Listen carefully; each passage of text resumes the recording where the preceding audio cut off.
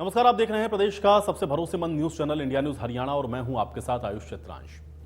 बदलते मौसम के साथ प्रदेश की सियासत करवट ले रही है। चुनाव की नजदीकियों के बीच में हरियाणा की सियासत का पारवा अब 7वें आसमान पर है, क्योंकि बीजेपी से मुकाबला करने के लिए बना इंडिया गठबंधन चुनाव से पहले ही हिलोरे खाता हुआ नजर आ रहा है।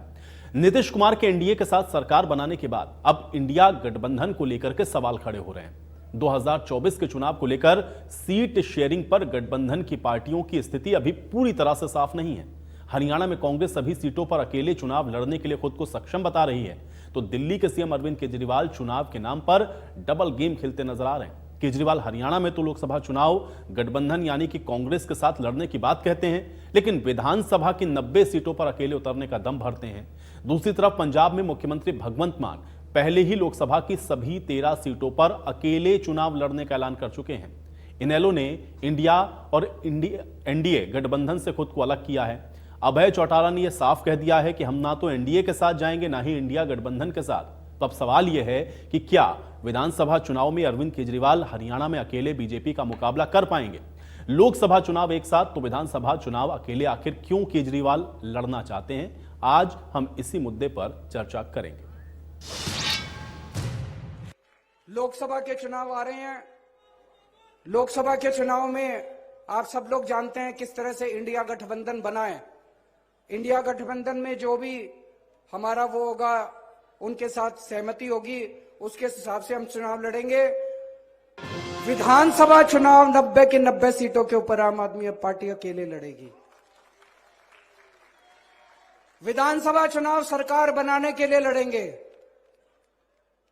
अब यह नहीं है, तो बड़ा दुख होता है, इधर भी आम आदमी पार्टी की सरकार, इधर भी आम आदमी पार्टी की सरकार, तो बीच वालों ने क्या कसूर करा? आपके हाथ में है, बटन दबा के इस बार हरियाणा में भी आम आदमी पार्टी की सरकार बनाना। अक्टूबर में चुनाव है। अक्टूबर के चुनाव में 90 की 90 सीटों के ऊपर आम आदमी पार्टी चुनाव लड़ेगी और आम आदमी पार्टी की सरकार बनेगी। ऐसा मुझे पूरा विश्वास है। आप लोगों का आशीर्वाद है। जब दिल्ली सुधर रही है, पंजाब सुधर रहा है, तो हरियाणा का तो मैं बेटा हूं, हरियाणा का भी तो उद्धार होना चाहिए। ਐਤਕੀ ਸਿੱਧੀ ਜੀ ਗੱਲ ਹੈ, ਪੂਰੇ ਦੇਸ਼ ਦਾ ਪਹਿਲੀ ਵਾਰ ਅਨਾਉਂਸ ਕਰਨ ਲੱਗਿਆ ਤੁਹਾਡੇ ਸਾਹਮਣੇ। ਟੀਵੀ ਟੂਵੀ ਤੇ ਵੀ ਅੱਜ ਚੱਲੂਗਾ, ਜਾ ਕੇ ਦੇਖ ਲਿਓ। ਪੂਰੇ ਦੇਸ਼ ਦਾ ਪੰਜਾਬ ਬਣੂਗਾ ਹੀਰੋ। ਇਸ ਵਾਰੀ ਪੰਜਾਬ ਚੋਂ 13-0 ਲੋਕ ਸਭਾ 'ਚ। ਸੂਪੜੇ ਸਾਫ਼ ਹੋਣਗੇ ਨਾ ਸਾਰਿਆਂ ਦੇ। ਮੈਨੂੰ ਲੋਕਾਂ ਨੇ ਦੱਸਤਾ, ਕਹਿੰਦੇ ਲੱਗਿਆ ਰਹਿ ਤੇਰੇ ਨਾਲ ਆ। ਪਰ ਮੈਨੂੰ ਇਦੋਂ ਵੱਧ ਹੋਰ ਕੀ ਚਾਹੀਦਾ? ਜਦੋਂ ਲੋਕ ਹੀ ਕਹੀ ਜਾਂਦੇ ਆ ਕਿ ਤੇਰੇ ਨਾਲ ਆ, ਹੋਰ ਕੀ ਚਾਹੀਦਾ ਹੁੰਦਾ ਜੀ? ਦੱਸੋ। ਪੈਸੇ ਨਾਲ ਲੈ ਜਾਣੇ ਆ, ਹਵੇਲੀਆਂ ਨਾਲ ਲੈ ਜਾਾਂਗੇ, ਬਸ ਜੇ ਲੋਕ ਹੀ ਪਿਆਰ ਦੇ ਹੀ ਜਾਂਦੇ ਆ, ਇਦੋਂ ਵੱਡਾ ਕੀ ਹੈ? ਪੂਰੇ ਦੇਸ਼ ਦਾ ਪੰਜਾਬ ਬਣੂਗਾ ਹੀਰੋ। ਇਸ ਵਾਰ ਲੋਕ ਸਭਾ 'ਚ ਪੰਜਾਬ 'ਚੋਂ 13-0। ਔਰ ਤੁਹਾਡੇ ਸਾਹਮਣੇ 32 ਦੰਦ ਨੇ।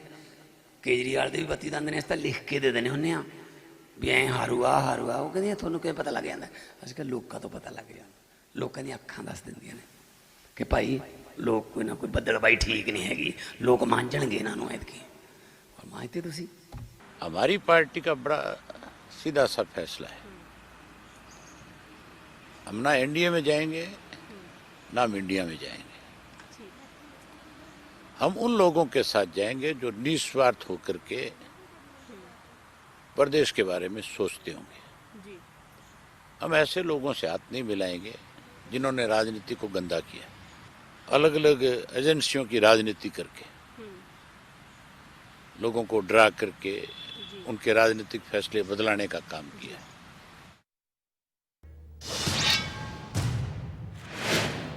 तो दिलचस्प है, क्योंकि जैसे जैसे 2024 के ये चुनाव नजदीक आ रहे हैं, वैसे आप देख रहे हैं एक तरफ तो इंडिया अलायंस और दूसरी तरफ वो पार्टी जो कि इंडिया अलायंस का हिस्सा है, वो किस तरीके से विधानसभा और लोकसभा चुनाव को लेकर के बयान दे रही हैं। अब इनके मायने क्या है, इसको समझते हैं। कुछ सवाल हैं, उस पर भी नजर डालते हैं, उसके बाद चर्चा में आगे बढ़ते हैं।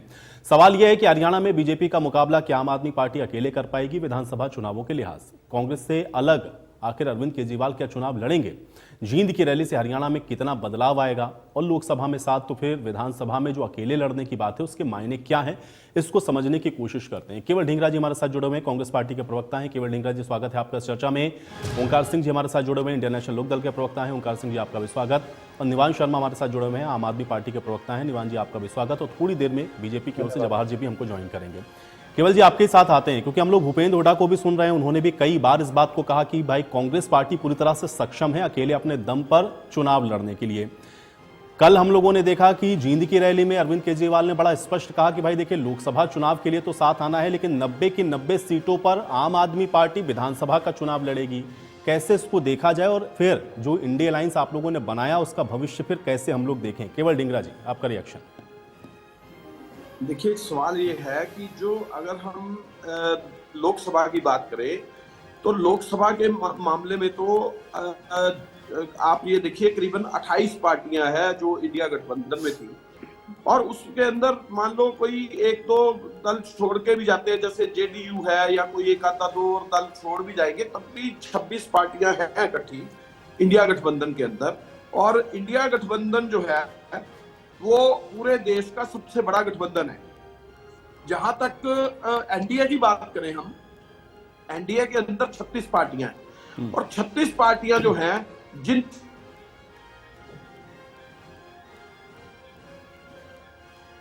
जी ढींगरा जी,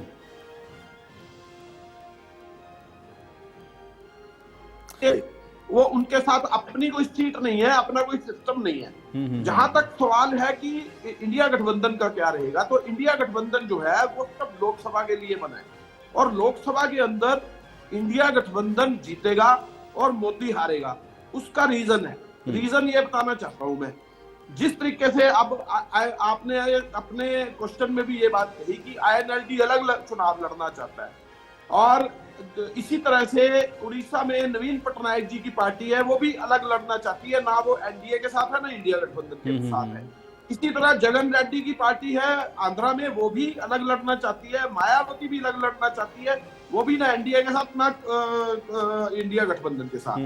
अब आप ये समझिए कि जो एनडीए है उसके पास है क्या? फिर कोई पार्टियां ही नहीं है ना, सिर्फ एक दिखावा है, एक दल का दिखावा है। और दूसरी बात यह है, जिस तरीके से इंडिया गठबंधन तो है बहुत बड़ा, बहुत बड़े लोगों का दल जो है, समूह है, और बड़े सारे लोग हैं, बड़ी सारी उसके अंदर बड़ी बड़ी पार्टियां हैं, बड़े बड़े सिस्टम है।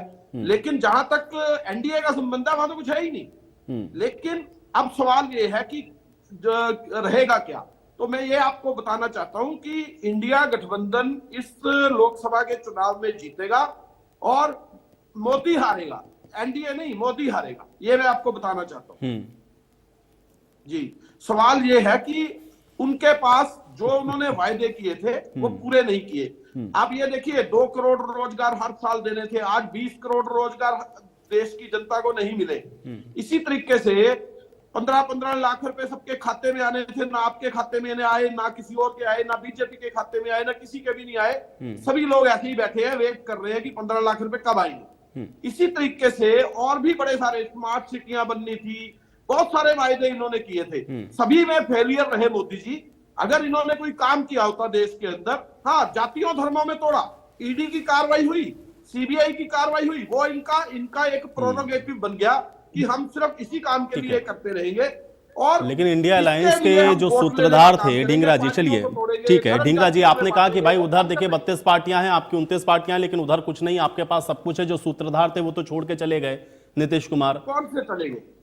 नीतीश कुमार ने तो छोड़ दिया आपको, और उन्होंने ही सबसे पहले इंडिया अलायंस को बनाया। कल उन्होंने जो बातें कही, मुझे लगता है शायद से आपने सुनी नहीं। अच्छा, दूसरी बात यह है कि ठीक है, और बताइए मुझे, फिर टीएमसी ने आपको वहां पर रैली करने से रोक दिया। भाई सिलीगुड़ी में आप जगह मांग रहे थे, आपको रैली करने से रोक दिया टीएमसी ने। ममता बनर्जी अलग हो गई, समाजवादी पार्टी पर आ जाइए, सीट शेयरिंग का कोई फॉर्मूला नहीं बन पाया। अखिलेश यादव ने ट्वीट कर दिया 11 सीटें, वहां पर उत्तर प्रदेश में कांग्रेस पार्टी कह रही हम 35 से कम पे राजी नहीं होंगे। तो कौन सी जो पार्टियां हैं इंडिया अलायंस के अंदर जो आपके साथ खड़ी हुई हैं, सब पे तो रार बना हुआ है, सब पर तो ऐतराज है, सीट शेयरिंग का फॉर्मूला बना नहीं पाए, और आप करें आप एक साथ हैं, आप हराएंगे एनडीए को, ऐसे कैसे? देखिए, अब हमारे साथ पार्टियां कितनी है वो गिना देता हूँ। 28 में से अगर 2-3 नहीं आएगी तो अरे भाई, ये 25 मैंने बड़ी तो पार्टियां है। बताई हैं जो अब बड़े बड़े राज्यों में सत्ता के अंदर मैं हैं। भी एक जगह बड़े-बड़े 40 दल सीटें बता हैं, एक देता जगह 80 सीटें हैं। ये वो सुनिए, प्रदेश मैं हैं भी जो कि बड़े-बड़े तय दल- करते हैं ढींगरा आयुष साहब। भाई, आयुष भाई, मैं भी बड़े बड़े दल मैं गिना ऑन देता एयर हूं। हूं, अभी जुड़ा आज हुआ हूं। आज जो सबसे बड़ा दल है वो वीडियो खोली हुई है समाजवादी मैंने। पार्टी है, अखिलेश की पार्टी यूपी के अंदर। अब गिनो, बिहार के अंदर जो है लालू प्रसाद की पार्टी है, 75 सीटें हैं। अगर बीजेपी की 75 है तो उनकी भी 75 सीटें हैं। आप देखिए, बड़े बड़े दल मैं गिन देता हूं ना। बीजेपी की 78 है, हमारे उनकी साथ 79 है, तमिलनाडु के आरजेडी अंदर की। बड़ा सारा दल जो है वो हमारे साथ है, डीएमके।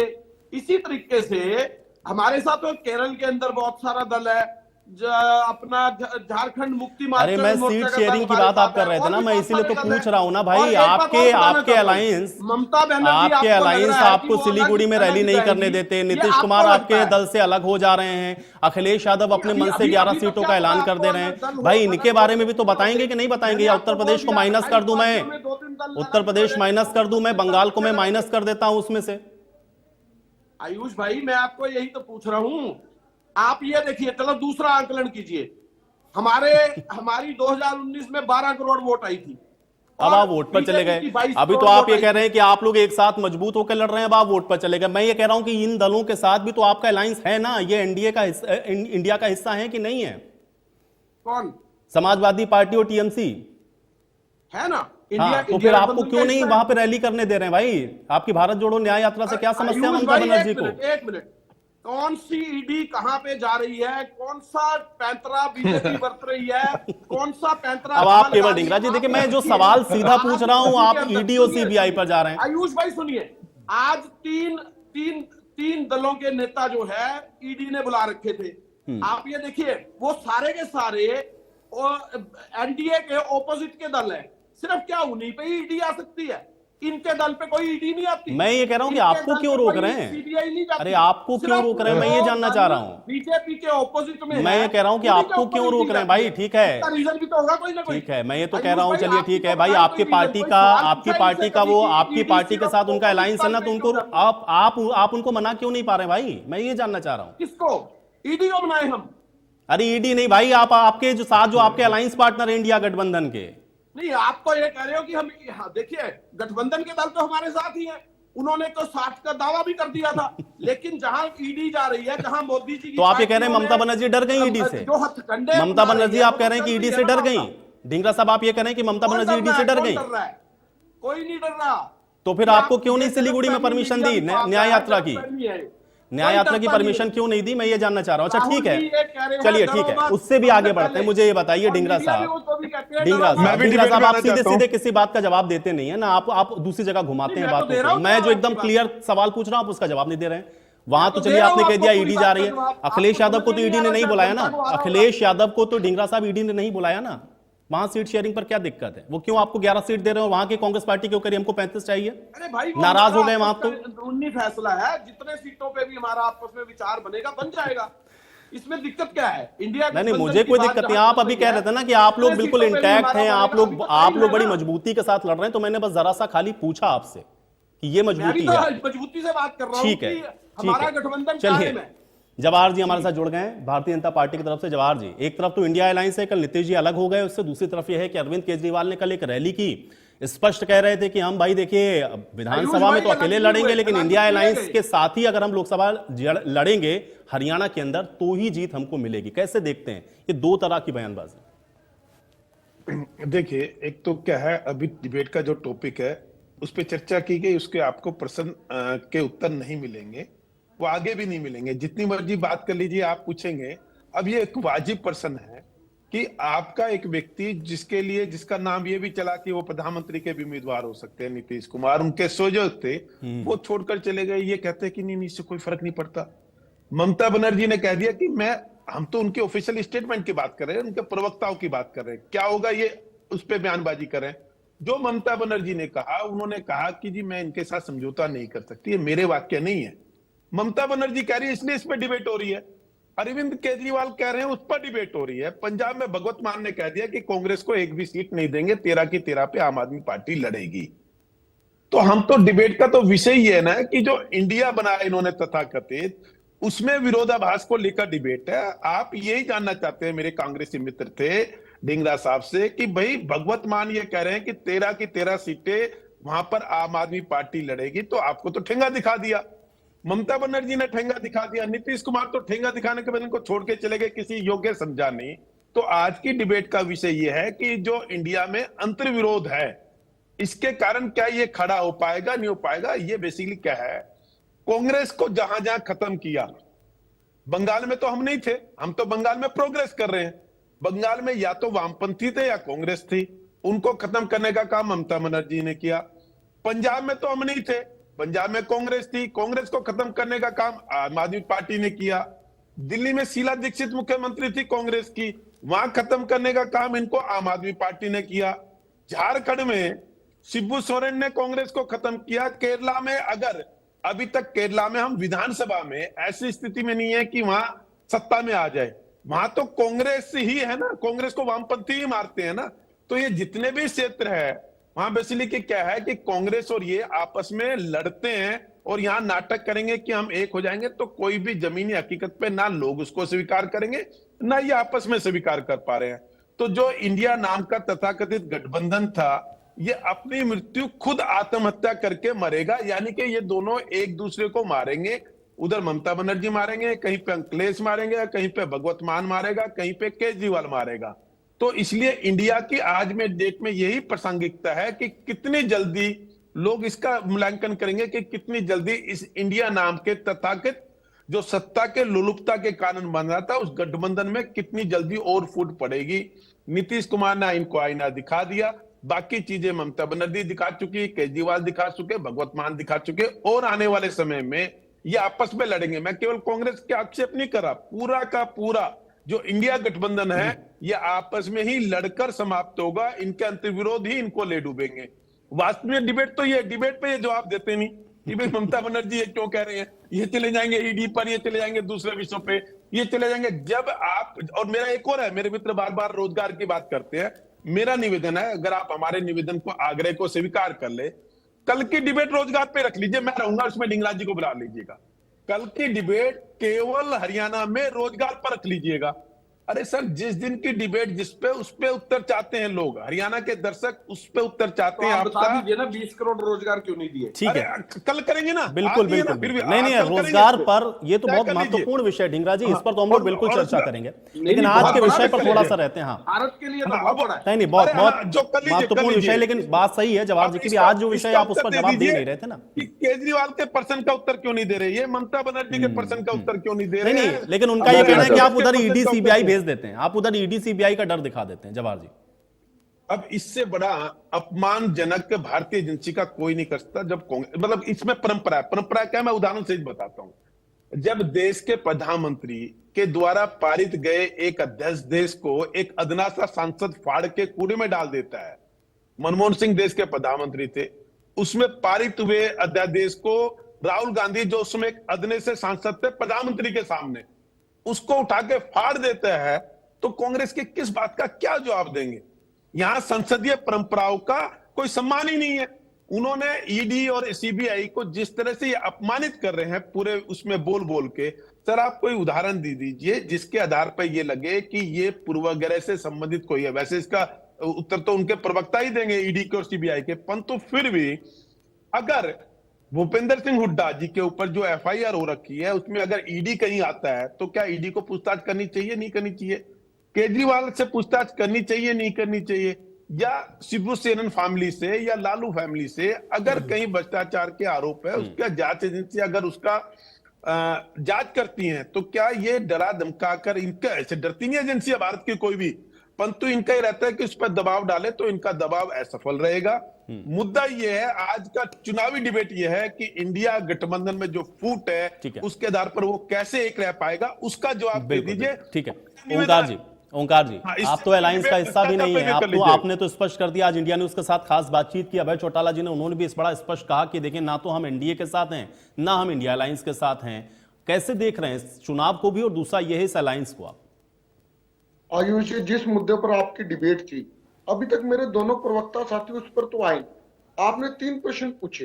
पहला प्रश्न आपने पूछा, मैं लेट जुड़ा था बीजेपी का, पहला प्रश्न आपने पूछा कि बीजेपी का मुकाबला आम आदमी पार्टी कर पाएगी कि नहीं कर पाएगी। दूसरा प्रश्न आपने पूछा जींद रैली से कितना बदलाव आएगा। तीसरा प्रश्न आपने पूछा 90 हलकों में आम आदमी पार्टी अगर लड़ने की बात करे तो इसके मायने क्या। मुद्दा तो ये है, मुद्दे में दोनों भटक चुके हैं। अब इसी मुद्दे पर अगर आएंगे तो ज्यादा बढ़िया रहेगा। हाँ, जवाहर यादव जी की एक बात मेरे को बहुत अच्छी लगी कि रोजगार के ऊपर अलग से डिबेट होनी जरूरी है। पता लगना चाहिए जनता को पिछले 10 साल में इन्होंने क्या दिया और कितने बंदे रिटायर हुए, जरूर पता, अच्छी बात है। अब मैं आना चाहूंगा, आपने पहला प्रश्न पूछा कि आम आदमी बीजेपी को हरियाणा में कौन टक्कर दे पाएगा। देखिए, आम आदमी पार्टी की एक वेव चली थी, ये मैं मानता हूं। जब पंजाब में चुनाव हुए थे तो एकदम से जो कुछ सेल्फिश लोग थे, यहाँ के भी थे, अंबाला के भी थे, वो एकदम से आम आदमी पार्टी में इसलिए चले गए थे, उनको लगा कि जो आंधी पंजाब में आई वो हरियाणा में भी आएगी। लेकिन प्रत्येक प्रदेश की, प्रत्येक हल्के की परिस्थितियां अलग अलग होती हैं, एक जैसी नहीं होती। अब जब उन्होंने देखा 2 बड़े नेता आम आदमी पार्टी से बाहर निकले, अशोक तंवर और निर्मल सिंह चित्रा, ये इसलिए बाहर निकल गए, इन्होंने देखा कि वहां तो कुछ भी नहीं है। दूसरा आपने कहा कि क्या जींद रैली से हरियाणा में बदलाव होगा, तो आयुष जी मैं आपको एक बात तो स्पष्ट कर दूं, हरियाणा में बदलाव तो 100% नहीं 1000% होगा। बीजेपी जेजेपी सरकार से आज प्रत्येक व्यक्ति, प्रत्येक वर्ग परेशान है। जिस तरह से इन्होंने जनता पर प्रयोग किए हैं, परिवार पहचान पत्र, प्रॉपर्टी आईडी, 2 मुख्य प्रयोग है। परिवार पहचान पत्र से लाखों लोगों की पेंशन काट दी और लगभग 10 लाख लोगों के पीले कार्ड काट दिए। इसी पर प्रॉपर्टी आईडी में 47.5 लाख प्रॉपर्टी आईडी बनी। लेकिन ओंकार जी, कल तो अरविंद केजरीवाल कह रहे थे कि भाई 75 साल में तो सारी पार्टियों को देख लिया, इंक्लूडिंग इनेलो भी, और उन्होंने ये कहा कि अब जनता त्रस्त है, इसलिए वो बदलाव आम आदमी पार्टी के पक्ष में करने वाले हैं।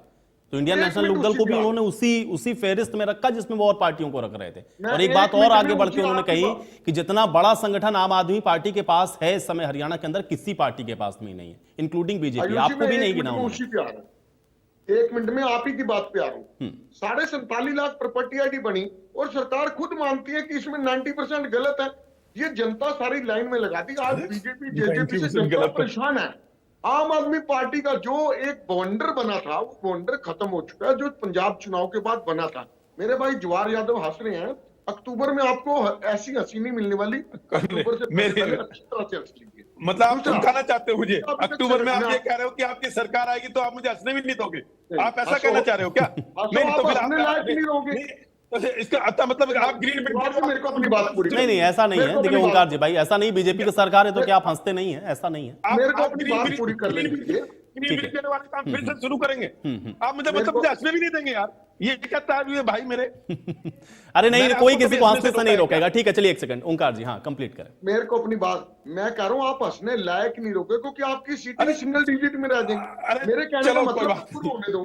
तीसरी बात मेरे भाई आयुष जी, आपने कहा कि उन्होंने कहा हाँ बदलाव तो पक्का आएगा, लेकिन बदलाव की मैं बता रहा हूं, आपका बवंडर खत्म हो चुका है। कांग्रेस आपसी धड़ेबंदी में बटी हुई है। इसी वजह से बीजेपी का जो हौसले आई हुए ना 3 प्रदेशों में जो जीती है, ये वहां पे धड़ेबंदी की वजह से जीती है। एकमात्र इंडियन नेशनल लोकदल ऐसी पार्टी जिसका अपना संगठन पूरी तरह से खड़ा हो चुका है। हमें अच्छा लगता है, हमारे को सीरियसली नहीं ले रहे, बहुत अच्छी बात है। आप लड़ते रहना, पता लग जाएगा आपको क्या निकला रिजल्ट। तीसरी बात आयुष जी आपने पूछी कि 90 की 90 सीटों पे आम आदमी पार्टी के संयोजक केजरीवाल जी का लड़ने का दावा, इसके मायने क्या है? इसके मायने ये है कि वो अपने वर्कर को बचा कर रखना चाहते हैं। वो लोकसभा में तो गठबंधन चाहते हैं, फिर लोकसभा में तो कुछ गठबंधन करके एक आधी सीट मिल जाए, लेकिन उस गठबंधन के सहारे कांग्रेस का जो वर्कर है, जो आम आदमी पार्टी में कांग्रेस से ही आया है, वो कहीं वापसी कांग्रेस में न चला जाए, इसलिए वो 90 की 90 सीटों में लड़ने का एक जुमला फेंक रहे हैं, ताकि वर्कर, हल्कों का वर्कर ये उम्मीद लगा के बैठा रहे कि उन 90 हल्कों में मेरे को मौका मिलेगा। ये आपके तीनों प्रश्नों का जवाब है। और आज मैं बताना चाहता हूं, जो स्थिति इंडियन नेशनल लोकदल की, मैं मानता हूं आज हम बहुत बुरी स्थिति से गुजरे थे, मात्र 1 सीट रहेगी, ऐसा तो कभी भी नहीं हुआ। और ऐसा भी समय आया कि हमारी 1 भी सीट नहीं थी। चौधरी अभय सिंह चौटाला जी ने किसानों के लिए इस्तीफा भी दे दिया था, लेकिन आज हम मजबूत हैं और मजबूती से लड़ेंगे। ये तो जनता तय करेगी कौन कितना मजबूत है। ठीक है निवान जी, लोकसभा में 7-7, विधानसभा में अलग अलग, और उसके बाद पंजाब में ये कहेंगे कि नहीं हम अकेले लड़ेंगे, हरियाणा में कांग्रेस कहेगी हम अकेले लड़ेंगे, सीट शेयरिंग पर कोई स्थिति स्पष्ट नहीं है। कैसे देखें इंडिया अलायंस को हम लोग? सर बहुत बहुत नमस्कार आपको और सभी पैनलिस्ट और दर्शकों को भी। देखिए, इंडिया अलायंस को मुझे लगता है कि अगर आप एक ऐसी नजर से देखते हैं कि जैसे कि एनडीए एक गठबंधन है, अगर उस नजर से इंडिया अलायंस को देखते हैं, मुझे लगता है इंडिया अलायंस थोड़ा सा डिफरेंट है। वो कैसे डिफरेंट है मैं आपको बता देता हूँ। इंडिया अलायंस का मतलब है Indian national development inclusive alliance, जिसका पर्पस ऑफ फॉर्मेशन किसी पार्टी का अलायंस नहीं है। ये बेसिक क्लैरिटी आपको, जिस तरह से आप बोलते हैं कांग्रेस से बीजेपी सपा नाराज हो रही है, टीएमसी नाराज हो रही है, आम आदमी पार्टी नाराज हो रही है, ये कॉन्सेप्ट ही नहीं है इंडिया अलायंस का। इंडिया अलायंस एक इंक्लूसिव सीट अलायंस है, जिसके अंदर हम 1-on-1 कैंडिडेट के प्रोसेस पे फाइट कर रहे हैं, जिसका मतलब यह है कि बीजेपी के एक कैंडिडेट के आगे एक कैंडिडेट, उसमें कांग्रेस इंपॉर्टेंट नहीं है, उसमें आम आदमी पार्टी इंपॉर्टेंट नहीं है और उसमें कोई भी और पार्टी इंपॉर्टेंट नहीं है। देश के 28 राजनीतिक पॉलिटिकल दल मिलकर एक अलायंस में आए हैं ऑन सीट्स। आपको यह समझना होगा, अगर हम एक एक सीट पे काम कर रहे हैं तो उसमें हम तो उसी में तो निष्कर्ष पर नहीं पहुंचे ना, यही तो, इसीलिए तो मैं सवाल आपसे पूछ रहा हूं। अगर मान लिया ये तस्वीर बिल्कुल क्लियर हो जाती कि जैसे 13 आपके पास है, मेरा प्रश्न इसी से जुड़ा हुआ है कि 13 जैसे आपने कहा कि आप पंजाब के अंदर ये क्लियर हो जाए बिल्कुल कि नहीं 13 पर आप ही लड़ रहे हैं, वहां पे कांग्रेस नहीं लड़ेगी। भाई ऐसा तो नहीं कि वो दावा छोड़ रहे हैं। यहां भूपेंद्र हुड्डा कह रहे हैं कि नहीं हम 10 के 10 लड़ेंगे, तो ऐसा नहीं कि आपने दावा छोड़ दिया। तो ये क्लैरिटी कहां है? आप तो कह रहे हैं कि बिल्कुल क्लियर है, क्रिस्टल क्लियर है, वो क्लैरिटी दिख नहीं रही। मुझे क्लैरिटी देने का मौका दीजिए। मैंने आपका सवाल ये पहले भी सुन लिया था, मैं उस पर आ रहा था आगे। जब मैं बोल रहा हूं कि सीट का अलायंस है तो उसमें बीजेपी के खिलाफ एक कैंडिडेट, पंजाब में तो बीजेपी है ही नहीं, तो पंजाब की तो परिस्थितियां अलग हैं, पंजाब की सीट के ऊपर डिस्कशन अलग होगी। जहां जहां बीजेपी है ही नहीं, बीजेपी का अस्तित्व नहीं है, बीजेपी का एक भी सांसद वहां पर जीतने की स्थिति में नहीं है, वहां पे बीजेपी के खिलाफ अलायंस की जरूरत नहीं है, क्योंकि वो सीट अलायंस है। आप समझिए इसको। वहां पे 13 सीट्स पे जो विनिंग कैंडिडेट्स हैं, चाहे वो आम आदमी पार्टी के पास है, चाहे वो कांग्रेस के पास है, उन सबको साथ में ले जाके उनमें से 13 विनिंग कैंडिडेट्स ढूंढे जाएंगे। वहां पे 13-0 मतलब 0 फॉर बीजेपी है। 0 सीट्स आएंगी बीजेपी की वहां पे। हरियाणा में जहां पे हम स्ट्रांग है, हमारे पास कैंडिडेट्स हैं, हम अपने कैंडिडेट्स रखेंगे, कांग्रेस अपने कैंडिडेट रखेगी। We will select the best. अब यही बात तो अगर मान लिया कांग्रेस कह दे कि हरियाणा में तो आम आदमी पार्टी है ही नहीं। सर हरियाणा में आम आदमी आपने कहा कि पंजाब में बीजेपी नहीं है, तो केवल ढींगरा जी कह रहे हैं भाई यहाँ हरियाणा में तो आम आदमी पार्टी नहीं है। कौन कह रहा है सर? मैं यही तो कह रहा हूं ना कि फिर तो आपका अस्तित्व भी तो इसी तरीके से किया जाएगा ना भाई, उसको भी तो इसी तरीके से टेस्ट करेंगे। जैसे आपने कहा ना कि भाई पंजाब में तो बीजेपी का कोई अस्तित्व नहीं है, तो हरियाणा में आधार बताइए आम आदमी पार्टी का फिर क्या है? हरियाणा में हमारे ऑफिशियल 1.5 लाख लोगों का संगठन है। हमने अभी एक ऐसी रैली करी है जहां पे हमने 50 संगठन तो ऐसे भारतीय जनता पार्टी भी बता देगी पंजाब में उन्होंने बना रखा कर दिया, मिनी हरियाणा इकट्ठा कर दिया हमने। क्यों कह रहे हैं भूपेंद्र हुड्डा? यही तो मैं जानना चाह रहा हूं ना। अगर 1-to-1 अगर आप ये कह रहे हैं कि एक ही कैंडिडेट रहेगा, या तो कांग्रेस का होगा या आम आदमी पार्टी का होगा, कांग्रेस का होगा या आम आदमी पार्टी का होगा, एक ही कैंडिडेट होगा, तो भूपेंद्र हुड्डा ये बयान क्यों दे रहे हैं? साइड पर आए थे। मैं यही तो जानना चाह रहा हूं ना निवान जी। मैं आपकी बात समझ गया। आपने कहा कि कैंडिडेट एक ही हो बीजेपी के अगेंस्ट, चाहे वो आम आदमी पार्टी का हो या कांग्रेस का हो, तो ये बयानबाजी क्यों हो रही कि नहीं हम तो साहब 10 के 10 पर पूरी तरह से लड़ेंगे, उधर भगवंत मान करें 13 पर लड़ेंगे। बयानबाजी से इंडिया अलायंस की कोऑर्डिनेशन कमेटी पे कोई इफेक्ट नहीं है। क्यों कर रहे हैं बयानबाजी? यही तो मैं जानना चाह रहा हूं। इस बयानबाजी के मायने क्या है फिर? जो भी बयान को कैसा भी दे रहा है वो अपनी पर्सनल स्पेस में दे रहा है। भगवंत मान पर्सनल स्पेस में बयान दे रहे हैं। हिंदुस्तान में जैसे आप मुझसे सवाल कर रहे हैं, चाहे वो रेलिवेंट है चाहे वो इररेलिवेंट है, वो एक अलग क्वेश्चन है, लेकिन आपको राइट है सवाल करने का। ऐसे ही बयानबाजी करने का लोगों को राइट आप करने दीजिए। इंडिया अलायंस की कोऑर्डिनेशन कमेटी के सामने सीट बाय सीट डिस्कशन का इशू है। हम सीट बाय सीट डिस्कशन कर रहे हैं। उसमें हमारे कॉन्फ्लिक्ट अगर है तो कॉन्फ्लिक्ट ये है कि ये कैंडिडेट हराएगा कि ये कैंडिडेट हराएगा। वहां पे कॉन्फ्लिक्ट आम आदमी पार्टी और कांग्रेस में नहीं है। ना कांग्रेस इंपॉर्टेंट है ना आम आदमी पार्टी इंपॉर्टेंट है। आम आदमी पार्टी भी बीजेपी को हराना चाहती है 2024 इलेक्शन में, कांग्रेस भी बीजेपी को हराना चाहती है 24 के इलेक्शन में। कांग्रेस अपने बेस्ट कैंडिडेट दे रही है, आम आदमी पार्टी अपने बेस्ट कैंडिडेट दे रही है। एक ऐसा कैंडिडेट सिलेक्ट किया जाएगा जो बीजेपी को वन साइडेड हराएगा। लड़ाई ये है ही नहीं जो आप बोल रहे हैं। लड़ाई ये है कि बेस्ट कैंडिडेट ढूंढना है, चाहे वो कांग्रेस दे चाहे वो आम आदमी पार्टी दे। ये हमारी इंडिया अलायंस की सोच है। यही तो मैं पूछ रहा हूं ना भाई। पर्सनल स्पेस में राजनीति में पर्सनल स्टेटमेंट कैसे होता है? राजनीतिक आदमी तो सार्वजनिक होता है। मुझे एक बात बताइए, भगवंत मान ने अगर एक जनसभा के अंदर इस तरह से भरे मंच पर यह बात कही कि हम 13 की 13 सीटों पर लड़ रहे हैं चुनाव, तो ये पर्सनल बयान है उनका। ये उनके पर्सनल स्पेस में दिया गया बयान है। 13 सीटों पे अगर भगवंत मान जी को कॉन्फिडेंस है कि वो कैंडिडेट दे सकते हैं तो वो बोल रहे हैं। तो भाई जब आपने एक कमेटी बना रखी है, जब आपने कमेटी बना रखी है, तो इस तरह के स्टेटमेंट का मतलब क्या है, मैं ये नहीं जानना चाह रहा हूं। सर कांग्रेस अगर वो कह रही है कि हम 10 की 10 सीटों पे लड़ने के लिए तैयार है, तो वो 10 कैंडिडेट वो कह रहे हैं हमारे पास है। हम पंजाब में कह रहे हैं 13 कैंडिडेट हमारे पास है। कोऑर्डिनेशन कमेटी डिसाइड करेगी कि हमारे 13 कैंडिडेट विनिंग है, विनेबल है कि नहीं है। कांग्रेस के 10 कैंडिडेट विनेबल है कि नहीं है। कोऑर्डिनेशन कमेटी के सामने रखना चाहिए ना भाई, कि कोऑर्डिनेशन कमेटी के सामने आप वो 13 नाम भेज दीजिए, भगवंत मान भेज दें, इधर से ये 10 भेज देते हैं। एक सेकंड मुझे, लेकिन अब जब इस तरह से आप पब्लिकली जाकर के इस तरह के स्टेटमेंट कोट करते हैं, तो ये इतना सिंपल नहीं है जैसा आप बता रहे हैं। सर बहुत सिंपल है, उसको आप उलझाने, आप समझिए मेरी बात को। 37% वोट्स जो हैं वो बीजेपी को मिलते हैं ऑन एन एवरेज। अगर आप पिछले चुनाव देखेंगे 63% वोट्स ऐसे हैं जो बीजेपी के खिलाफ पड़ते हैं, वो वोट डिवाइड हो जाते हैं। इंडिया अलायंस का जो बेसिक इंस्टीट्यूशनल थॉट है वो ये है, इन 63% वोट्स को कंबाइंड करना, बिखरने नहीं देना। अगर आप इस चीज को बहुत सिंपल समझेंगे तो फाइट जो हमारे बीच में डिस्कशन हो रही है, डेमोक्रेटिक डिस्कशन, वो ये है कि कौन सा ऐसा कैंडिडेट। लेकिन यही तो मैं कह रहा हूं ना, इस तरह के स्टेटमेंट जब आप देते हैं तो कंफ्यूजन की स्थिति भी तो हो जाती है ना। ऐसा तो नहीं है कि अब वहां टीएमसी में ममता बनर्जी भी तो अड़ी हुई है ना, वो भी तो कह रहे हैं हम कांग्रेस को स्पेस नहीं देंगे। अखिलेश यादव भी यही बात कह रहे हैं कि हम कांग्रेस को स्पेस नहीं देंगे। पंजाब में आप भी यही बात कह रहे हैं कि हम कांग्रेस को स्पेस नहीं देंगे, और कांग्रेस यहां हरियाणा में कह रही है कि वो आपको स्पेस नहीं देंगे। सुनिए, जिस बात को आप फाइट बोल रहे हैं, कॉन्फ्लिक्ट बोल रहे हैं, उस बात को हम डेमोक्रेटिक डिस्कशन बोल रहे हैं। आप उसको डेमोक्रेटिक डिस्कशन मानते हैं, ठीक है। भगवंत मान जी, अरविंद केजरीवाल। अच्छा, आप मुझे ये बताइए, अगर आम आदमी पार्टी 90 के 90 विधानसभा चुनाव पर लड़ने के लिए तैयार है, आप ये भी कहते हैं कि आपका संगठन तो कांग्रेस से भी बड़ा है, तो आप ये मानते हैं ना कि आप कांग्रेस से ज्यादा मजबूत स्थिति में है। निवान जी, आप तो ये मानते हैं ना कि आप कांग्रेस से ज्यादा मजबूत स्थिति में है।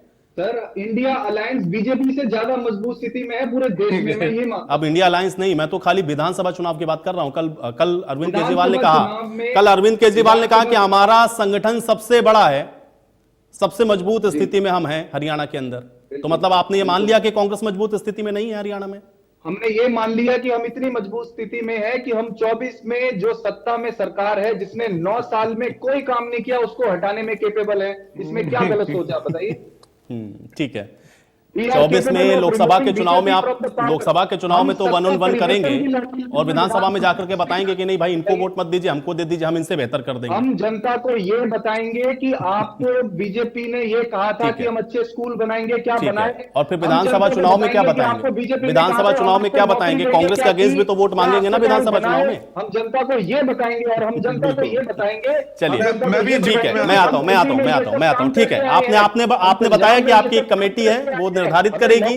आपके यहां अगर इस तरह की आवाज उठ रही है तो वो डेमोक्रेसी है, ठीक है। चलिए, केवल ढींगरा जी, वहां पे भगवंत मान कह रहे हैं कि 13 सीटें, भाई वहां तो कांग्रेस का कोई स्पेस नहीं है, वहां कहेंगे वहां पे स्पेस नहीं है। आप लोगों के ही स्पेस को खत्म करने की कोशिश है। कैसा इंडिया अलायंस है आपका? आयुष भाई, आपने निवान जी की शायद बात अच्छी तरह से सुनी नहीं। उन्होंने ये कहा कि हम जो कैंडिडेट का फैसला होगा इंडिया गठबंधन का, वो एक एक सीट के बदले एक एक सीट का होगा जहां से बीजेपी के ऑपोजिट होगा। तो इसमें गलत बात तो है नहीं। आपको समझ में नहीं आ रही तो मैं बताओ, इसमें ना निवान जी की समझ आ रही ना मेरी समझ में आई। और दूसरी बात मैं एक और कहना चाहता हूं, इसके साथ साथ जवाहर जी को ये बात समझ में आ रही है शायद, और जो पूरा इंडिया गठबंधन है ना, वो अपना पूरे तौर पे अपना काम कर रहा है और पूरे देश में कर रहा है और सीटों वाइज पूरा फैसला हो रहा है। इसी से ये डरे हुए हैं और डरने के बाद इन्होंने अपनी ईडी को तोता बना लिया। अब तोता जो है वो अपनी ईडी को लेके पंख फैला के सब जगह, कभी नीतीश जी के पीछे, कभी केजरीवाल जी के पीछे, कभी राबड़ी देवी के पीछे, कभी हुड्डा जी के पीछे, कभी नीतीश कुमार के पीछे, कभी शिबू सोरेन जी के पीछे, कभी बघेला जी के पीछे, कभी ममता बनर्जी के पीछे, सभी रिश्तेदारों के ऊपर, सबके ऊपर ये लगे हुए हैं, अपना ईडी का तोता फैला के भगा रहे हैं। लेकिन एक बात मैं इनको कहना चाहता हूँ, ना तो डरपोक है इंडिया गठबंधन, ना इनसे डरते हैं इनके ईडी के तोते से। ये जितने मर्जी ईडी के तोते घुमा ले, कोई फर्क नहीं पड़ता। इंडिया गठबंधन मजबूती से लड़ेगा और कांग्रेस और इंडिया गठबंधन मिल करके सारे लोग हम जीतेंगे, मोदी जी हारेंगे। ये मैं आपको बताना चाहता हूं। जवाहर जी, देखिए कितनी विडंबना है मुझे आज भी वो चीजें याद है जब अरविंद केजरीवाल लेते थे। देखिए ये मेरे पास 300 पेपर की वो है, और जैसी हमारी सरकार आएगी भ्रष्ट स्वर्ग में इस समय शीला दीक्षित व्यक्तिगत रूप से मैं सम्मान करता हूं उनका, कि उनको सबसे पहले जेल भेजूंगा। मेरे मित्र कांग्रेसी मित्र ने, ढींगरा जी ने जितने नाम गिनाए कि ईडी इनके पीछे, इनके पीछे, अरविंद केजरीवाल इन सब पे क्वेश्चन मार्क लगाते थे। हुड्डा जी के खिलाफ अरविंद केजरीवाल ने बोला, लालू परिवार के खिलाफ अरविंद केजरीवाल ने बोला, शिबू सोरेन के खिलाफ इन्होंने बोला, और अपनी जो इन्होंने अरविंद केजरीवाल ने एक भ्रष्टाचारियों की लिस्ट डाली थी उसमें इन सबके नाम थे। और आज अरविंद केजरीवाल जी कहते हैं कि इनके साथ मिलकर हम चुनाव लड़ेंगे। यानी कि ये कहते हैं, हम पे जो मर्जी आरोप लगाते हो, परंतु ये कहते हैं कि हम भ्रष्टाचारियों के साथ, सत्ता बदलने के लिए हम भ्रष्टाचारियों का साथ लेंगे। यही इनका विरोधाभास है, नंबर एक। दूसरा, अमित शाह ने भी तो यही कहा ना। एक मिनट रुकिए भाई, मैं बीच में इसके लिए दरवाजे बंद है। अरे मेरे बात खुल गए। अरे भाई सुनिए सुनिए, अमित शाह ने क्या बोला आपको पहले सुनिए तो सही। अमित शाह ने क्या बोला? हो गया, ये दरवाजे बंद है। चलिए ढींगरा जी, हो गया, अब हो गया।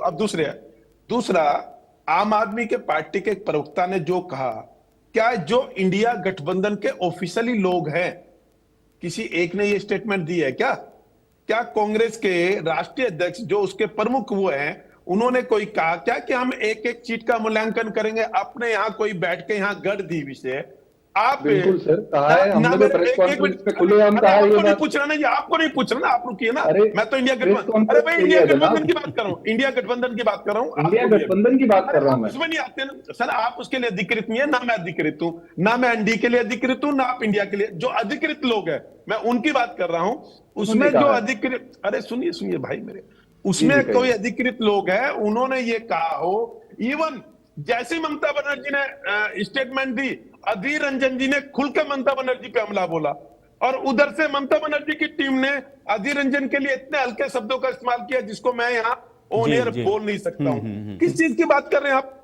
जब आपके ही लोग मर्यादित शब्दों के लिए क्या बोला? सुनिए ना भाई, अब बीच में क्यों टोक रहे हो? अब मैंने आपको पूछना, मेरे पास बोले ना, ज्ञान मेरे पास दे देना। मैं तो कोट करके कह रहा हूं, अधीर रंजन जी ने, जब आप एक साथ हो, जब आप एक गठबंधन में हो, जब आप इंडिया कहला रहे हो, मैं तो तब की बात कर रहा हूं, विपक्ष में रहते हुए किस कर रहा हूं ना। अरे सुनिए भाई, अरे क्या बोला? अरे आज हम गठबंधन में, उसने जिस समय बोला होगा हम गठबंधन में थे क्या? मैं तो गठबंधन की बात करूं, मैं तो गठबंधन का धर्म बता रहा हूं आपको। या तो मुझे बताएं कि इंडिया में ममता बनर्जी और कांग्रेस इंडिया गठबंधन का हिस्सा है या नहीं है। अगर वो हिस्सा है, एक साथ रहते हुए, वो तो डेमोक्रेसी है ना जवाहर जी। यही तो निवान जी ने कहा कि अगर हमारे यहाँ ये विरोध है तो वो डेमोक्रेसी है। अरे अमर्यादित शब्द डेमोक्रेसी है क्या? असंसदीय शब्दों का बीजेपी में नहीं है। अरे भाई, अरे सुनो भाई, ढींगरा जी मैं आपको ठीक है, एक एक करके बोलेंगे। हाँ, सबको मैं समय दे रहा हूँ, एक सेकंड। हाँ, मेरा कहना ये है, आपके यहाँ लोकतंत्र, आप उसको लोकतंत्र कहते हो, बिल्कुल मानिए। मैं आपके इंटरनली झगड़ों का मेरा कोई लेना देना नहीं है। मैं तो ये कहता हूं कि अधीर रंजन जी ने और ममता बनर्जी की टीम ने एक दूसरे के लिए असंसदीय शब्दों का इस्तेमाल किया। क्या असंसदीय शब्दों का इस्तेमाल करना और उसके बाद उसके समर्थन में खड़ा होना, यह कब से लोकतंत्र का हिस्सा रह गया? अगर संसद में भी कोई असंसदीय शब्द का इस्तेमाल होता है तो वहां स्पीकर साहब कहते हैं कि इस शब्द को डिबेट से निकाल दिया जाए, ये कार्रवाई का हिस्सा नहीं होगा। और मेरे मित्र उनके असंसदीय शब्दों को ये कह रहे हैं कि ये बोलने की आजादी है। तो आपकी आजादी, आपको मुबारक। परंतु मैं फिर कह रहा हूं, अधीर रंजन जी ने जैसे शब्दों का इस्तेमाल किया था वो मैं ऑन एयर टीवी डिबेट में बैठकर नहीं कर सकता। दूसरा, ये कहते हैं कि पंजाब में हम मजबूत हैं और कांग्रेस उस स्थिति में नहीं है। तो ये तो कांग्रेस को तय करना चाहिए। और एक बात है, इसके बाद ये कहते हैं कि जी हरियाणा में कांग्रेस कहते हैं कि हम 10 की 10 लोकसभा लड़ेंगे और उसमें आम आदमी पार्टी अपना हिस्सा मांगती है साथ में। परंतु वो ये भी कह देती है कि भैया कांग्रेस इस रूप में मजबूत नहीं है कि वो विधानसभा में हमारे सामने ठहरे 90 की 90 हम लड़ेंगे। यहां विषय ये नहीं है कि कौन लड़ेगा, वो ये कह रहे हैं 90 की 90 हम लड़ेंगे। या तो वो ये कहते कि जी हमारी ये है कि कांग्रेस और हम मिल बैठकर तय कर लेंगे कि कौन कितनी सीटों पे जीत रहा है, वो लड़ेंगे। असली बयान तो ये होना चाहिए। फिर ये कहने की जरूरत क्या पड़ी केजरीवाल जी को कि 90 की 90 हम लड़ेंगे? तो इसका अर्थ यह है कि वो लोकसभा के परिप्रेक्ष्य में उनका यह कहना है कि अगर आपको 30, 35 या 40% जो भी मिलता है तो बाकी 60% को हमको इंटैक्ट रखना है, वो ना छिटकने पाए। बाकी विधानसभा में हम देख लेंगे किसको कितना मिलता है, हम तो अलग अलग लड़ देंगे। हाँ, तो अलग अलग लड़ रहे हैं ना। तो मेरा कहना यही है, अगर इनका उद्देश्य है केवल ये होता कि हम, जैसा मेरे मित्र कह रहे थे कि जी हम तो बीजेपी को हराने के लिए, तो उनकी स्टेटमेंट ये होनी चाहिए थी कि जी किसी कीमत पे हम उनको नहीं जीतेंगे, चाहे सीटें किसको कितनी मिले, हम 90 सीटों का बैठ के कैंडिडेट के अनुसार मूल्यांकन करेंगे। ऐसे तो अरविंद केजरीवाल ने नहीं कहा, उन्होंने ये कहा कि 90 की 90 हम लड़ेंगे, जैसे दीपेंद्र हुड्डा जी ने कहा कि 10 की 10 हम लड़ेंगे। केवल आप शब्दों को घुमा फिरा कर ये करें कहीं। और दूसरा, मैं कहने वाला कौन होता हूं जी, जो प्रिंट मीडिया और जो इलेक्ट्रॉनिक मीडिया दिखा रहा है कि किस तरह से इंडिया नाम के इस ग्रुप में फुटबॉल है, पूरा देश इसको देख रहा है। कंफ्यूज ही रहे, और कोई बात बाकी नहीं, अच्छा है। हाँ सर, मैं कुछ क्या, मेरा तो विरोधाभासी नहीं है। आज की डेट में तो अच्छा है। अरे सर, आज तो इंडिया में क्यों झगड़ा चल रहा है उसकी आप बात है। कंफ्यूज रहे, हमें अच्छा है। आज इंडिया में क्यों झगड़ा चल रहा है उसकी बात है। मेरा तो कोई है ही नहीं। मैं तो बल्कि इस टीवी डिबेट पे देखा जाए तो मेरा हिस्सा भी नहीं है, ना इनेलो इसमें बैठने की प्रासंगिक रूप से, ना मैं हूं। ये तो बैठना ही नहीं, अरे जवाहर जी, आपको तो बैठना ही, आपको हराने के लिए तो भाई इंडिया अलायंस है, तो आपको तो पक्ष रखना पड़ेगा ना। आपको ही हराने के लिए इंडिया अलायंस है, वो तो स्पष्ट कह रहे हैं कि भाई देखिए कैंडिडेट भी ऐसा ही उतारना है जिसको बीजेपी को जो हरा सके, तो आपको तो बैठना पड़ेगा ना। ओंकार जी कह नहीं रहे ना, दीपेंद्र हुड्डा ने ये कहा कि भाई बीजेपी को कौन हरा सकता है, इस पे बैठ के हम कैंडिडेट तय करेंगे। वो तो कह रहे हम 10 लड़ेंगे। और ऐसे अरविंद केजरीवाल जी की भी स्टेटमेंट नहीं है। ये तो मेरे मित्र प्रवक्ता है, इनके ऑफिशियली प्रवक्ता है भी या नहीं है, ये बैठ नहीं, लेकिन लड़ना तो जवाहर जी आपसे ही है ना भाई। आखिर तो लड़ना बीजेपी से ही है, एनडीए से ही लड़ना है। चाहे इंडिया अलायंस हो, वो एनडीए से लड़ रहा है, अगर विधानसभा में आएंगे तो बीजेपी से लड़ना है। ओंकार जी, देखिए, आम आदमी पार्टी का बड़ा नेता बोल गया, उनको तो बेचारे को करना ही है। ठीक है ओंकार जी, एक तरफ तो इंडिया अलायंस है भाई, देखिए ठीक है, उनका अपना सीट शेयरिंग का फॉर्मूला है, वो ये कह रहे हैं कि हम तय कर लेंगे। लेकिन आप मुझे ये बताइए कि भाई 24 के लोकसभा चुनाव में इंडियन नेशनल लोकदल को मैं कैसे देखूं, क्योंकि एक तरफ तो इंडिया अलायंस कह रहा है कि हम मिल करके अपने कैंडिडेट उतार लेंगे, तो उसके अगेंस्ट होगा आपका कैंडिडेट। क्या कैसे देखते हैं इस लोकसभा चुनाव को? फिर इंडियन नेशनल लोकदल अपने आप को कहां खड़ा कर रहा है, क्योंकि आपने तो कह दिया आप किसी अलायंस का हिस्सा नहीं है। देखिए, चौधरी अभय सिंह चौटाला जी जो भी बात करते हैं आपको मालूम है वो खरी करते हैं भी। उन्होंने स्पष्ट कहा कि हम 10 में से 2 लोकसभा सीट जीतेंगे। उन्होंने ये नहीं कहा जैसे कांग्रेस कर रही है, बीजेपी कर रही है 10 की 10 जीतेंगे ना। उन्होंने कहा हम 2 जीतेंगे और बाकी 8 में हमारी उपस्थिति अच्छी होगी। और इसमें कोई बुराई भी नहीं, 2 हम जीतेंगे। 2014 में जब मोदी की पूरी तरह से लहर थी, पूरी तरह से, तब भी 2 जीते थे। हाँ, 2019 में हमारी परिस्थितियां कुछ विषम हो गई, क्योंकि पार्टी भी टूट गई, परिवार भी टूट गया, हम बिल्कुल जीरो पे आ गए। तो वो परिस्थितियां अब नहीं है, अब हम अपने आप को संगठित कर चुके हैं। लेकिन बीजेपी के बारे में एक बात जरूर कहूंगा, मेरे भाई जवाहर यादव कई बार तो बहुत बढ़िया बात कह देते हैं। इन्होंने बोला कि बड़े नेता कुछ कह देते हैं, जवाब छोटों को देना पड़ता है। देखिए, अमित शाह जी ने क्या कही थी बात नीतीश जी के बारे में, कि उनके लिए दरवाजे हमेशा के लिए बंद है। आज वो दरवाजे खुल गए, अब जवाब इनको देना पड़ेगा। हाँ, मैं कैसे खुल गए? और इसी के साथ बीजेपी के बारे में आज देश का बच्चा 2 बातें तो जानता है। एक बात तो ये जानता है कि बीजेपी मुद्दों से ध्यान भटकाने के लिए बेरोजगारी, महंगाई, भ्रष्टाचार, अपराध, पेपर लीक मामले, प्रॉपर्टी आईडी, परिवार पहचान पत्र, इसमें डिबेट कर लो, कल इस पे डिबेट करा लो, कल इस पे डिबेट करा लो। आप मुद्दे से आप भटका रहे हो। अच्छा ओंकार जी, मेरा एक प्रश्न है। ओंकार जी नहीं, एक मिनट जवाहर जी। ओंकार जी, मेरा एक प्रश्न है, मुझे बताइए, आप मेरे साथ हर डिबेट में लगभग जब भी इस तरह की कोई डिबेट होती है आप रहते हैं, कब ऐसा डिबेट हुआ है जिसमें आपने इन मुद्दों को नहीं उठाया? मुझे बताइए, एक डिबेट मुझे बताइए जिसमें आपने इन मुद्दों का जिक्र नहीं किया। तो ऐसा आयुष जी, क्या इन मुद्दों को छोड़ दें? तो यही तो मैं कह रहा हूं, तो इन मुद्दों को तो बराबर प्रासंगिक है ना, ये मुद्दे तो हैं ही। लेकिन राजनीति में जो घटित हो रहा है, क्या उस पर चर्चा नहीं होगी? बता रहा हूं आयुष जी, मैं तो ये बता रहा हूं कि बीजेपी मुद्दों से तो कैसे मुद्दे से ध्यान भटकेगा ओंकार जी? इसलिए मैंने प्रश्न पूछा। जब ओंकार जी इस सवाल को बराबर उठा रहे हैं कि बेरोजगारी, महंगाई, परिवार पहचान पत्र, तो ये मुद्दे तो उठ रहे हैं ना, ये कैसे माइंड को डाइवर्ट कर देंगे? ये मुद्दे डाइवर्ट होंगे कैसे? ये तो प्रासंगिक बने हुए हैं ना। आपके जरिए, देखिए ओंकार जी, आपके जरिए हमारे जरिए ये जनता तक तो जा रहा है ना, तो ये कैसे डाइवर्ट कर देंगे? ये मुद्दे से कैसे भटका देंगे? आप तो रोज उठाते हैं इन मुद्दों को। कल रोजगार पे चर्चा कर लेते हैं जी, एक बार दूसरी बात कल रोजगार पे चर्चा कर लेते हैं। दूसरी बात में कहना 10 साल की सजा मिली, उसमें भी चर्चा कर लेते हैं। बिल्कुल करेंगे जवाहर जी, करेंगे, इस पर बिल्कुल चर्चा करेंगे। हाँ ओंकार जी, कल रोजगार पे चर्चा कर लेते हैं। दूसरी बात मैं कहना चाहता हूँ, बीजेपी के एक ऐसी मशीन है, जितने भ्रष्टाचारी हैं, जितने ईडी के नोटिस मिलने वाले हैं। आज कुलदीप बिश्नोई का क्या हुआ? जितने भी ऐसे लोग हैं जिनको अपराध के नोटिस मिले हुए हैं, ईडी का नोटिस, सीबीआई का नोटिस, वो बीजेपी ज्वाइन कर लेते हैं और बिल्कुल निर्मा सा सफेद बाहर आ जाता है। ऐसी कौन सी इनके पास मशीन है? हाँ, क्या कह रहे थे जवाहर यादव जी, किस पर डिबेट करना चाहते हैं आप बताइए? अभी बोल रहे थे। बिल्कुल करेंगे हम लोग, महंगाई, बेरोजगारी, भ्रष्टाचार, इस पर जो भी आप चाहते हैं सब पे डिबेट।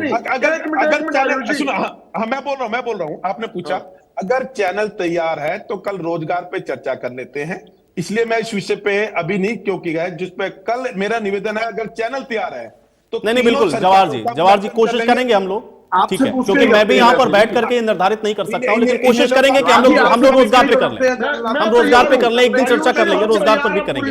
अभी आज के विषय पर इसीलिए मैंने कहा ना ओंकार जी, इसीलिए मैंने कहा ना कि आप तो हमेशा उठाते हैं ये मुद्दा डाइवर्ट कैसे करेंगे ना, ये कैसे करेंगे, आप तो रोज उठाते हैं ना दीवान। ठीक है, आज के विषय पर आते हैं, आज के विषय पर आते हैं। ये भागना क्या होता है? 10 बार मेरे साथ आप भाग जाओगे जब मैं आपसे पूछूंगा। ठीक है, चर्चा करेंगे, दोनों लोग फैक्ट्स के साथ आएंगे, अच्छा लगेगा, लेकिन आज के विषय पर, अभी निवान जी मैं ये पूछूंगा आज आपके गठबंधन की पार्टी कौन सी है? ठीक है, ओंकार जी रोजगार पे चर्चा करेंगे, आप आराम से पूछिएगा, आप सारे सवाल लेकर के आइएगा, फैक्ट्स लेकर के आइएगा, उस दिन पूछ लेंगे। ठीक है, अब जवाहर जी और ओंकार जी, जवाहर जी उन्होंने ठीक है, पार्टी कौन सी है? एक सेकंड, उन्होंने कहा कि आपका सांस क्यों फूल रहा है? आपने जिस पार्टी से गठबंधन किया, जिससे सरकार बना के चल रहे हो, उसके ऊपर क्या आरोप है ये बता दीजिए, बता दीजिए।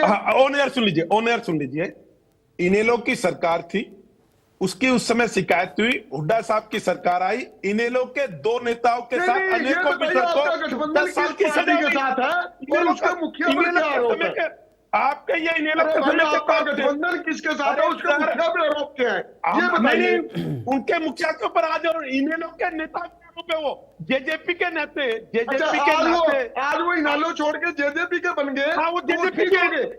नहीं, मैंने तुम्हारी पार्टी में चले जाएंगे तो दूध के तुल्य हो जाएंगे। मैं ये कहता हूँ इनेलो की मैं भी तो यही कह रहा हूँ जनता को। चलिए ठीक है, अभी निवान जी, ठीक है, आज आम आदमी पार्टी और कांग्रेस, चलिए ठीक है, ओंकार जी जवाहर जी,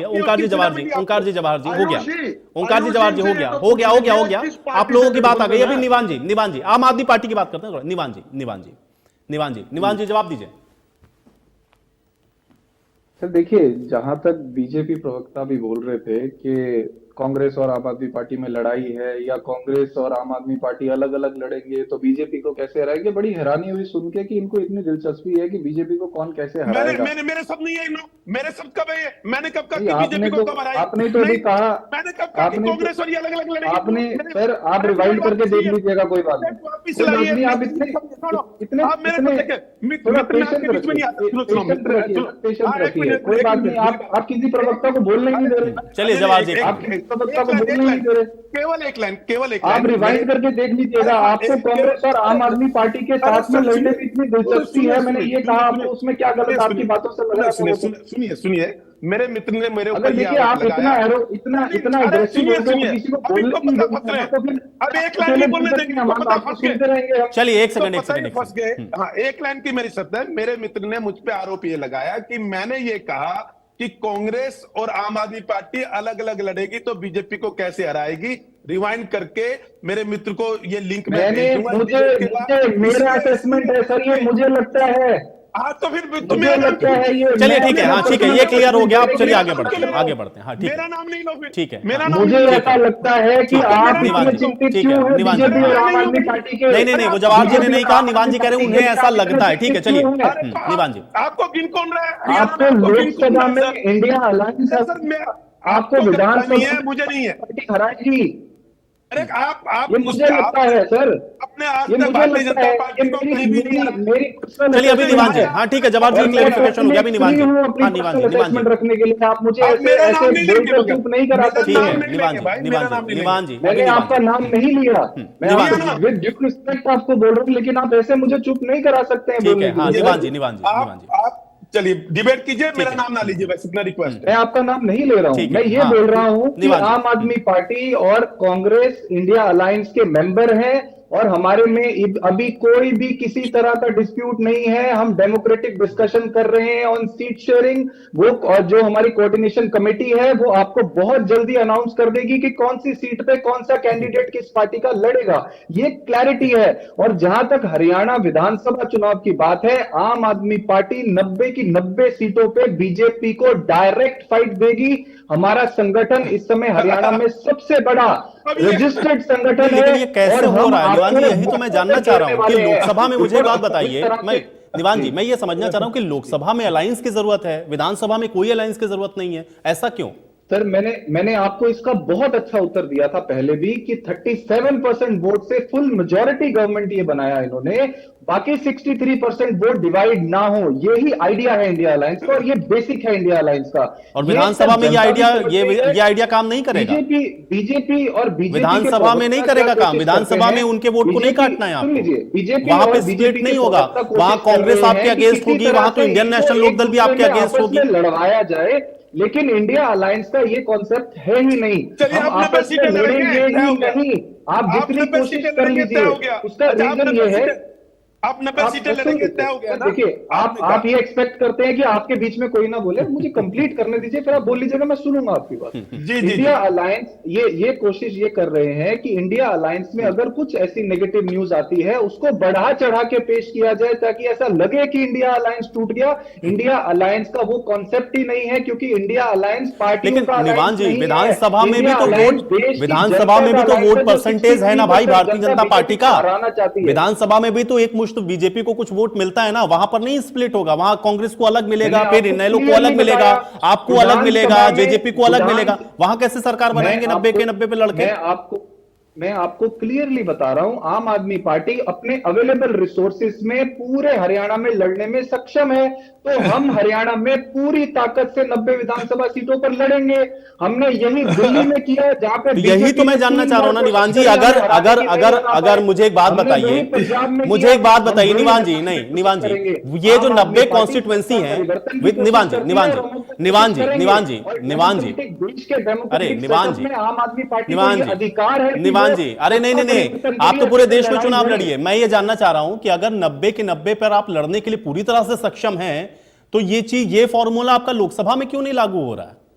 सर लोकसभा में जिन सीटों पे हमें लगेगा कि हम पूरी ताकत से अपने अवेलेबल रिसोर्सेज में लड़ सकते हैं, चाहे वो दिल्ली है, चाहे वो पंजाब है, यही तो 90 कॉन्स्टिट्यूएंसी मिलकर के 10 लोकसभा की सीटें बनाती हैं। अगर आप 90 पर लड़ सकते हैं तो बड़ी कमाल की बात है, आप 90 पर लड़ सकते हैं, लेकिन 10 पे लड़ने के लिए आपको अलायंस की जरूरत है।